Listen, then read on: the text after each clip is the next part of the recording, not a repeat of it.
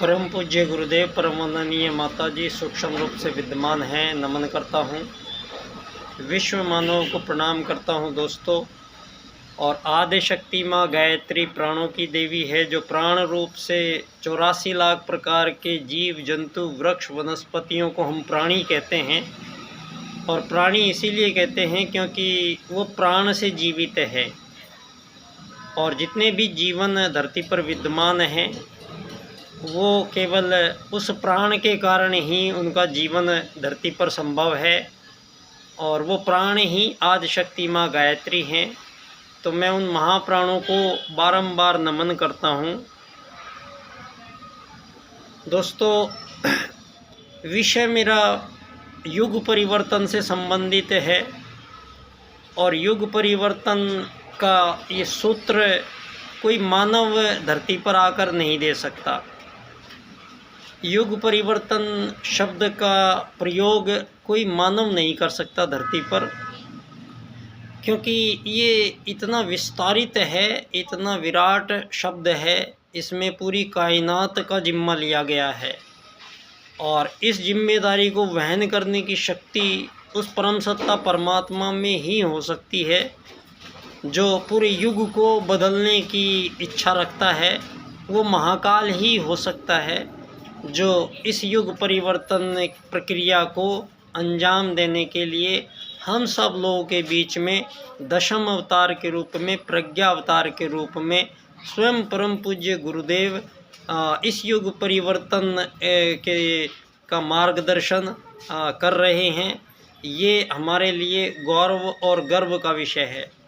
हम एक ऐसी सत्ता से जुड़ पाए हैं जो अपने लिए नहीं, खाली मानव जाति के लिए नहीं, बल्कि संपूर्ण चराचर जगत के संपूर्ण जीवों के लिए यहाँ पर प्लानिंग करके आए हैं। और उस प्लानिंग को इम्प्लीमेंट करना है। और उस इम्प्लीमेंट का संपूर्ण जो सूत्र हैं वो उन्होंने युग निर्माण योजना में प्रस्तुत किए हैं। दोस्तों, युग परिवर्तन बहुत बड़ा शब्द है, क्योंकि युग परिवर्तन का अर्थ लिया जाएगा जो मानव यहाँ धरती पर रहते आए हैं। यहाँ पर मानव लाखों करोड़ों अरबों वर्षों से रहते आए हैं। और यहाँ पर मानवीय चिंतन की त्रुटियों के कारण यहाँ कुछ ऐसी परिस्थितियाँ बारंबार बनती आई हैं, जब मानव ही मानव का दुश्मन हो जाता है, जहाँ मानव ही मानव को शोषण करने लगता है, मानव ही मानव से छल कपट करने लगता है, मानव ही मानव के हत्या करने लगता है। तो यहाँ बहुत बड़ा ये धर्म की हानि के रूप में प्रस्तुत एक ऐसा प्रकरण है जो बारंबार यहाँ प्रस्तुत होता रहा है। और उस परम सत्ता परमात्मा ने यहाँ धर्म की स्थापना बारंबार आकर की है। और इस बार भी हमारे बीच ये प्रक्रिया संपन्न होने जा रही है। और उस प्रक्रिया के कुछ मूलभूत तत्व और सूत्र हैं। उनमें से एक सूत्र जो विशेष है वो है पूरी कायनात को संचालित करने के लिए, संपूर्ण जीवों को संचालित करने के लिए यहाँ उस परम सत्ता परमात्मा ने सर्वप्रथम जो सूत्र प्रस्तुत किया है वो है आत्मवत सर्वभूतेषु और वसुधैव कुटुम्बकम। इन दो वैदिक सूत्रों का प्रयोग उस परमात्म सत्ता ने संपूर्ण 84 लाख प्रकार के जीव जंतु वृक्ष वनस्पतियों के लिए यहाँ प्रयोग किया है। और उसी के अनुरूप धरती पर उनका आगमन हुआ है। उसी सूत्रों के अनुसार धरती पर आज तक सभी जीव विराजमान हैं, विद्यमान हैं। त्रुटि यहाँ केवल मानव प्रजाति ने की है।